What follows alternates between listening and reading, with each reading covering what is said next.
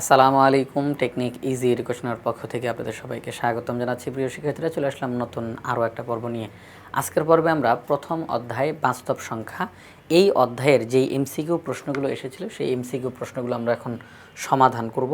এখানে যে এমসিকিউগুলো রয়েছে, তো এখানে সবার প্রথম যেই প্রশ্নটা বলা হলো, নিচের কোনটি অমূলদ সংখ্যা?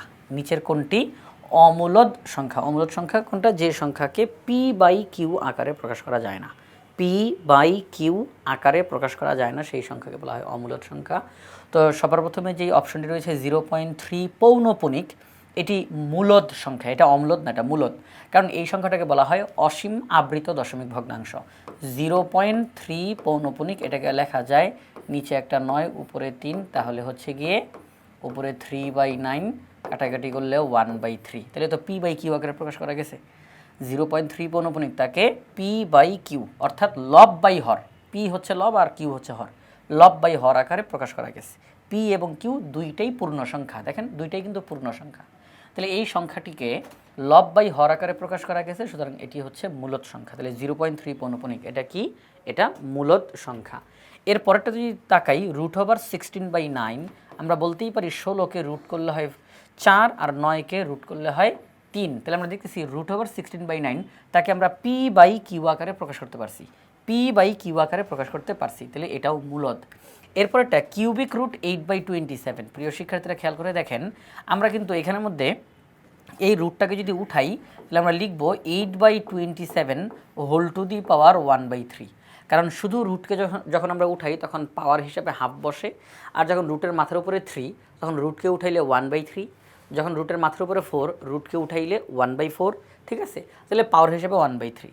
এখন দেখেন 8কে আমরা লিখতে পারি, 8কে লিখতে পারি 2 কিউব, আর 27কে লিখতে পারি 3 কিউব। বাহিরে কিন্তু পাওয়ার 1/3 আছে। আচ্ছা, এখন দেখেন 2 কিউব, আমরা জানি পাওয়ারে পাওয়ারে গুণ হয়, তাহলে কিউব আর 1/3 গুণ হবে। 3 কিউব পাওয়ারে পাওয়ারে গুণ হয়, তাহলে 3 আর 1/3 গুণ হবে। তাহলে 3 3 কাটা, 3 3 কাটা, তাহলে উপরে থাকলো শুধু 2 আর নিচে থাকলো 3, উপরে থাকলো শুধু 2 আর নিচে থাকলো 3। তাহলে আমরা রেজাল্ট হিসেবে 2/3 পেলাম। তাহলে কিউবিক রুট 8/27, এটার ফলাফল হিসেবে আমরা পেলাম 2/3। তাহলে এটাকে আমরা বলতেছি মূলদ সংখ্যা, কারণ p/q আকারে প্রকাশ করা গিয়েছে, p/q আকারে প্রকাশ করা গিয়েছে। এই যে p এটা লব এবং এটা পূর্ণ সংখ্যা, q এটা হর এবং এটাও পূর্ণ সংখ্যা। তাহলে যখন কোনো সংখ্যাকে p/q আকারে প্রকাশ করা যায় তখন সেই সংখ্যাটাকে মূলদ সংখ্যা বলা হয়। এবার আসেন ঘ নাম্বার যে অপশনটা, ঘ নাম্বার অপশনে 5/√3, এটার যে ফলাফল 5/√3, আমরা এটাকে ওরকম কাটাকাটি করে রেজাল্ট বের করতে পারতেছি না। এটাকে যেমন আমরা কাটাকাটি করতে পারছি, এখানে রুট করে আমরা একদম p/q পেয়েছি, এখানে p/q পেয়েছি, কিন্তু এখানে সরাসরি ওরকম রেজাল্ট বের করতে পারতেছি না। একটু ক্যালকুলেটরের মাধ্যমে আপনাদেরকে একটু দেখাই। তো আমরা যদি ক্যালকুলেটরের মাধ্যমে দেখি তাহলে 5/√3, তাহলে 3কে যে রুট করব, এবার ইকুয়াল টু চিহ্ন দিলে, তাহলে আমরা যখন 5কে √3 দ্বারা ভাগ করি, এখানে এটা তো আছে, 5কে ভাগ করতে হবে √3 দ্বারা, তাহলে 5কে যদি √3 দ্বারা ভাগ করি তাহলে 2.88675134594812 এরকমভাবে সংখ্যা চলতেছে, কোনো মিল নাই, কোনো মিল নাই। দশমিকের পরে একের পর এক সংখ্যা পরিবর্তন হচ্ছে, পরিবর্তন হচ্ছে, পরিবর্তন হচ্ছে। তাহলে এটা হচ্ছে অসীম অনাবৃত দশমিক, অসীম অনাবৃত দশমিক ভগ্নাংশ। সুতরাং এটা মূলদ সংখ্যা না, এটা মূলদ সংখ্যা না, এটা হচ্ছে অমূলদ সংখ্যা। কারণ এটার যেই ফলাফল সেখানে দশমিকের পরের সংখ্যাগুলো, সেগুলোর মধ্যে কোনো পুনরাবৃত্তি নাই, ধারাবাহিকভাবে কোনো পুনরাবৃত্তি ঘটে নাই। তো সেই সংখ্যাটাকে বলা হবে অসীম অনাবৃত, অসীম অনাবৃত দশমিক ভগ্নাংশ। আর অসীম অনাবৃত দশমিক ভগ্নাংশ হচ্ছে অমূলদ সংখ্যা। তাহলে এই সংখ্যাটাকে p/q আকারে প্রকাশ করা যাচ্ছে না। কেউ কেউ ভাবতে পারেন, স্যার এখানে তো 5, এটাকে আমরা p বলতে পারি না, √3কে q বলতে পারি না? না না না, দেখেন এই যে 5কে যখন আপনি √3 দ্বারা ভাগ করতেছেন তখন যেই ফলাফল আসতেছে, সেখানে দশমিকের পরে ফলাফল বারে বারে পরিবর্তন হচ্ছে, কোনো ধারাবাহিকভাবে একই সংখ্যা আসতেছে না, ধারাবাহিকভাবে একই সংখ্যা আসতেছে না। যেমন দেখেন আমি যদি আপনাদের দেখাই, এখানের মধ্যে কিন্তু ধারাবাহিকভাবে একই সংখ্যা আসছিল, এখানের মধ্যে আসছিল যে দেখেন 1/3, এই যে 0.33333, অনবরত একই একই একই, এটাকে বলা হয় অসীম আবৃত দশমিক ভগ্নাংশ, এটা মূলদ। এর পরেরটা এখানে কী আসছিল 4/3, এই যে দেখেন এবার পরেরটা 4/3, এই দেখেন 4/3, 1.33333, দশমিকের পরে একই জিনিসের পুনরাবৃত্তি ঘটতেছে। এরপরে এটা কী আসছিল, এটা আসছিল হচ্ছে গিয়ে 2/3, কত আসছিল 2/3 2/3 0.6666 এটাই চলতেছে একই জিনিসের পুনরাবৃত্তি। তাহলে এটা হচ্ছে অসীম আবৃত দশমিক ভগ্নাংশ। কিন্তু এটার ফলাফল কি আসছে, আমরা যদি এটা আবার দেখাই আপনাদেরকে, 5/√3, তাহলে ফলাফল আসে 2.886751345948। এটার দশমিকের পরে কোনো মিল নাই, বারে বারে অঙ্কগুলো পরিবর্তন হচ্ছে। তাহলে এটা হচ্ছে অসীম অনাবৃত দশমিক ভগ্নাংশ। সুতরাং এটি মূলদ সংখ্যা না, এটি হলো অমূলদ সংখ্যা। তাহলে মানে ঘ নাম্বার অপশনটা হচ্ছে সঠিক উত্তর, কারণ আমাদেরকে প্রশ্নে বলছে অমূলদ সংখ্যা কোনটা সেটা খুঁজে বের করো। তাহলে 5/√3 এটা হচ্ছে অমূলদ সংখ্যা, এটাকে আর p/q আকারে প্রকাশ করা যায় না। এবার 2 নম্বর প্রশ্ন, এখানে বলল a b c d 4টি ক্রমিক স্বাভাবিক সংখ্যা, a b c d 4টি ক্রমিক স্বাভাবিক সংখ্যা। তাহলে নিচের কোনটি পূর্ণবর্গ সংখ্যা হবে, নিচের কোনটি পূর্ণবর্গ সংখ্যা হবে? তাহলে আমরা যদি এই 4টাকে গুণ করি, এই 4টাকে যদি আমরা গুণ করি তাহলে কী হয়ে যাবে, ABCD। 4টাকে গুণ করা হয়েছে, তাহলে ABCD। তো এই যে গুণফল, এটার সাথে নিচে যে অপশনগুলো দেওয়া আছে, নিচের অপশনগুলোর মধ্যে কোনটা পূর্ণবর্গ সংখ্যা হবে? পূর্ণবর্গ সংখ্যা একটু খেয়াল করে দেখেন, আমি আবারও বলি, ABCD 4টা আলাদা আলাদা ক্রমিক স্বাভাবিক সংখ্যা, মানে সিরিয়াল বাই সিরিয়াল 4টা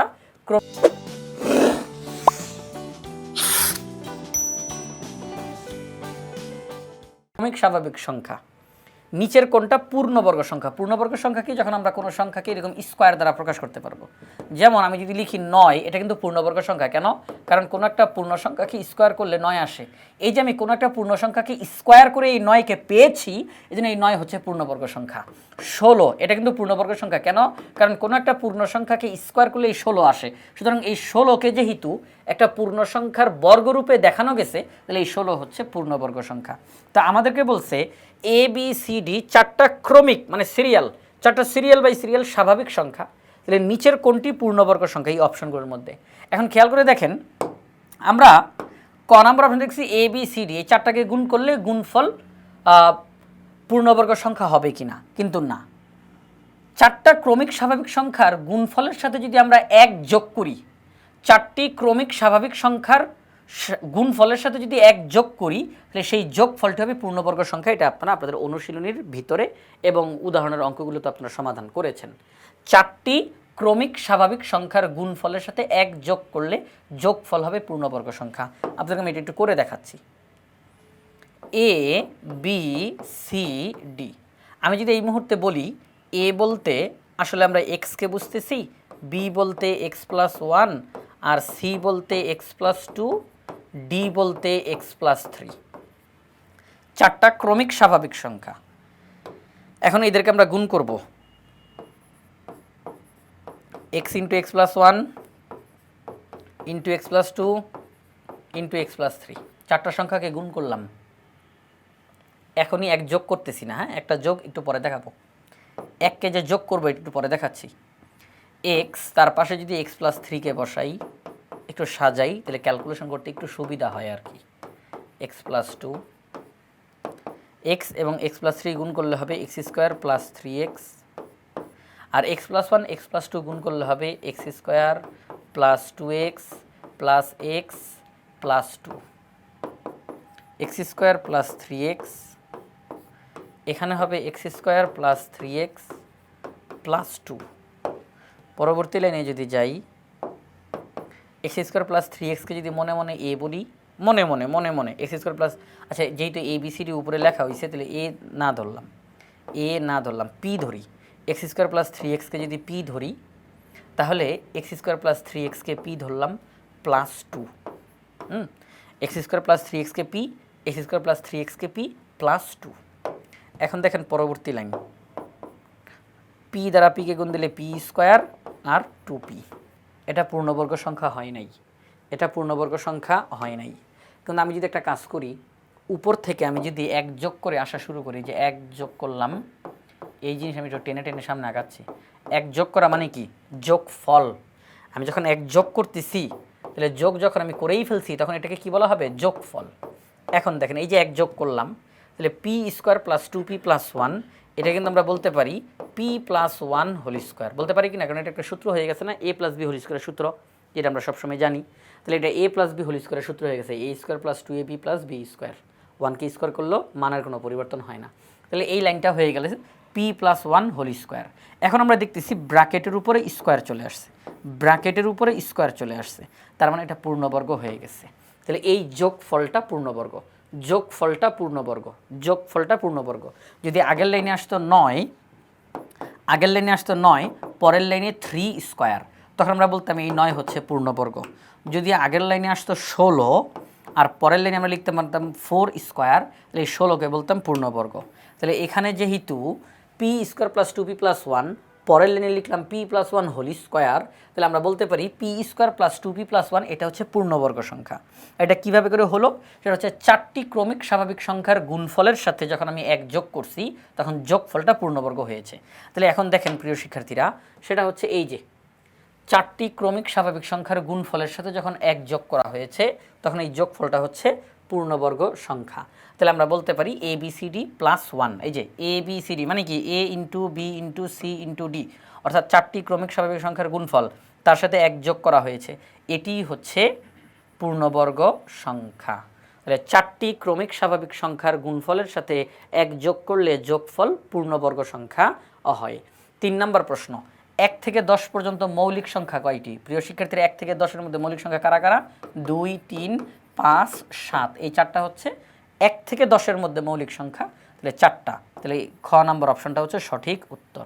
4টি, এই 1 থেকে 10-এর মধ্যে এই 4টি সংখ্যা হচ্ছে মৌলিক সংখ্যা। 4 নম্বর প্রশ্নের দিকে তাকাই। এখানে বলল a ও b দুইটি পূর্ণ সংখ্যা, a square plus B square এর সাথে নিচের কোনটি যোগ করলে যোগফল একটি পূর্ণবর্গ সংখ্যা হবে? আবারও সেই পূর্ণবর্গ সংখ্যার একটা প্রশ্ন আমাদের সামনে আসলো। যেহেতু পূর্ণবর্গ সংখ্যা আসছে, তার মানে যেভাবে হোক ব্র্যাকেটের উপর যেন আমি স্কোয়ার দিতে পারি আমি সেই চেষ্টা করব। আমি অঙ্কটাকে এমনভাবে সাজায় নিয়ে আসবো, এমনভাবে সাজায় নিয়ে আসবো যাতে করে আমি লাস্ট লাইনে গিয়ে ব্র্যাকেটের উপরে স্কোয়ার দিতে পারি, এর বাহিরে যেন আর কোনো কিছু না থাকে। আগের লাইন যেটা আসবে পরবর্তী লাইনে গিয়ে যেন আমি ব্র্যাকেট দিয়ে স্কোয়ার দিতে পারি, আমার সেই চেষ্টাটা থাকবে। তো এখানের মধ্যে a square plus B square, আমি কি এটা পরের লাইনে গিয়ে ঠাস করে a plus B whole square এভাবে করে লিখে পারতেছি? এভাবে করে লিখতে পারবো a square plus B square ঠাস করে a plus B whole square, শেষ, আর কোনো কিছু না, আর কোনো কিছু না। এটি সম্ভব না? এটা সম্ভব না, এটা হয় না। তাহলে কি করা যেতে পারে? কি করা যেতে পারে? a square plus B square, তার সাথে তুমি যদি প্লাস 2ab লিখি, plus 2ab, plus 2ab, a square plus B square plus 2ab, তাহলে দেখেন তার মানে কি a square plus 2ab plus B square, এটা কিসের সূত্র? a প্লাস বি ও হোল স্কোয়ারের সূত্র, a প্লাস বি হোল স্কোয়ারের সূত্র। তাহলে দেখেন এই লাইনটা থেকে পরবর্তী লাইনে গিয়ে আমি ব্র্যাকেটের উপর স্কোয়ার বসাইতে পারছি এবং বাড়তি আর কোনো কিছু লেখা লাগে নাই, ব্র্যাকেটের উপরে স্কোয়ার দিছি, আর কোনো কিছু লেখা লাগে নাই, তাহলে এটা পূর্ণবর্গ। তাহলে এই পূর্ণবর্গটা কোনটা? a square plus 2ab plus B square. তাহলে এটা পূর্ণবর্গ হবে কি করলে? যদি আমি a স্কোয়ার প্লাস বি স্কোয়ারের সাথে 2ab যোগ করি, a স্কোয়ার প্লাস বি স্কোয়ারের সাথে 2ab যোগ করি, তাহলে যোগফলটা হবে পূর্ণবর্গ। a স্কোয়ার প্লাস বি স্কোয়ারের সাথে যদি 2ab যোগ করি তাহলে যোগফলটা হবে পূর্ণবর্গ। তাহলে এখানের মধ্যে 2ab এই যে গ নাম্বার অপশনে রয়েছে, তাহলে এটি হচ্ছে সঠিক উত্তর। তো প্রিয় শিক্ষার্থীরা, অনুশীলনী 1-এ যেই এমসিকিউ প্রশ্নগুলো রয়েছে আমরা আজকের পর্বে সেই এমসিকিউ প্রশ্নগুলো সমাধান করলাম।